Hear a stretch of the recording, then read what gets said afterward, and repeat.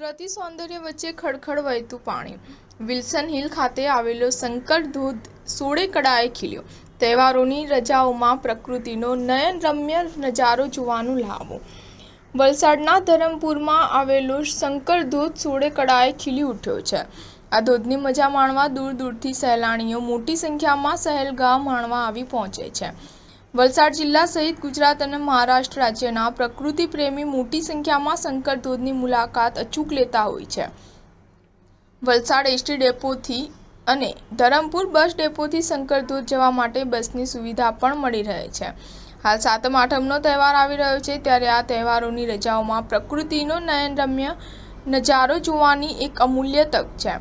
વલસાડ જિલ્લાના એક કિનારે અરબી સમુદ્ર આવ્યો છે, તો બીજી તરફ સાઈત્રીની ગિરિમાળા આવેલી છે।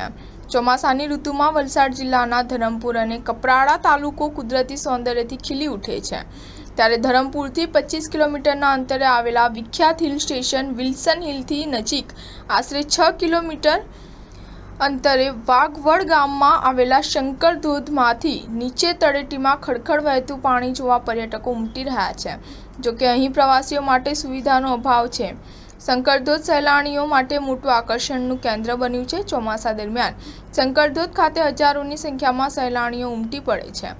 ચાલુ વર્ષે ધરમપુર તાલુકામાં જૂન અને જુલાઈ માસમાં ઓછો વરસાદ પડ્યો હોવાથી સહેલાણીઓને નિરાશ થઈને પાછા જવું પડ્યું હતું, પરંતુ ઓગસ્ટ માસમાં સારો વરસાદ પડતા શંકર ધોધ પૂર્ણ રીતે સક્રિય થયો હતો, જેથી સહેલાણીઓ શંકર ધોધ ખાતે મન મૂકીને મજા માણી રહ્યા છે।